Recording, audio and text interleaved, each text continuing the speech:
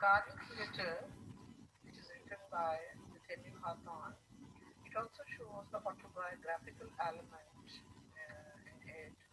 The writer Nathaniel Hawthorne, he himself was born in Massachusetts in 1804. Uh, his ancestors belonged to this big Massachusetts Bay Colony, and among his forefathers, there was a man. He was one of the judges took part in the 1692 Salem witch trials. This reference all throughout his life disturbed Hawthorne so much. No doubt he was fascinated by this reference that he was the grandson or the grandson of a very known person who used to be a judge in the trial.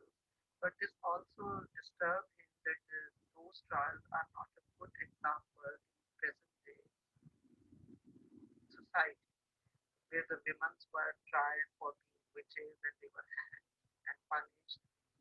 He himself was raised by a widowed mother, and when he attended the Bowdoin College in Maine, there he met two persons who had great impact on his later life.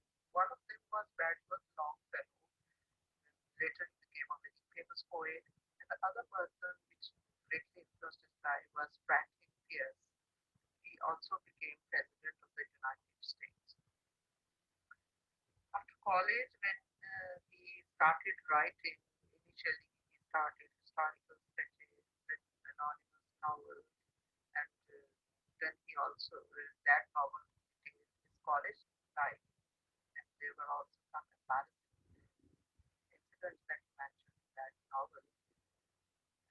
After that, he also worked as an editor. He also worked as a custom surveyor, just like this person who is narrating this novel. And when he where he met, he had also intellectual circle, one of that important people, of those important people who happened to be his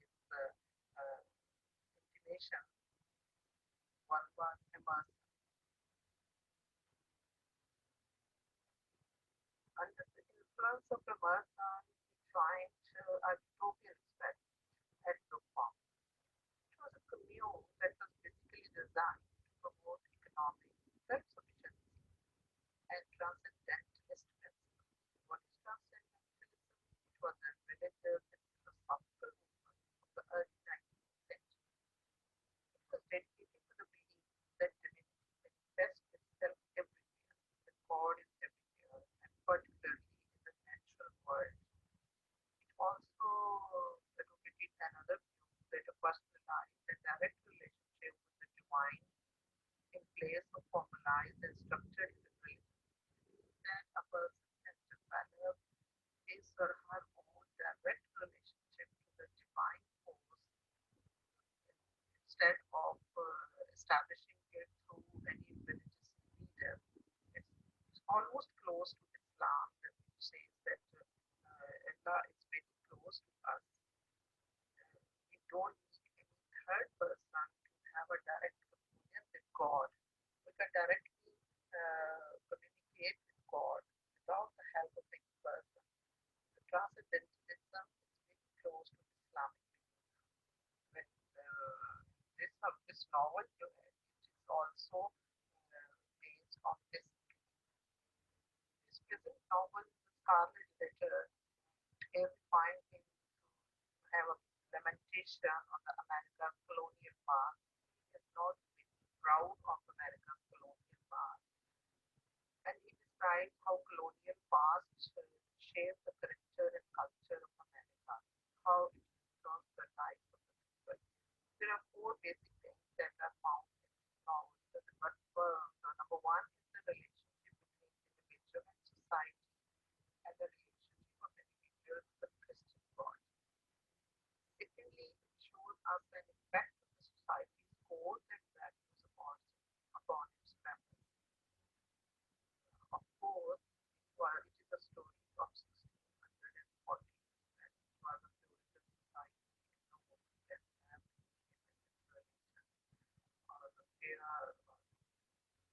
had in the time period of 19, 1980 or 2020 that women never got punished.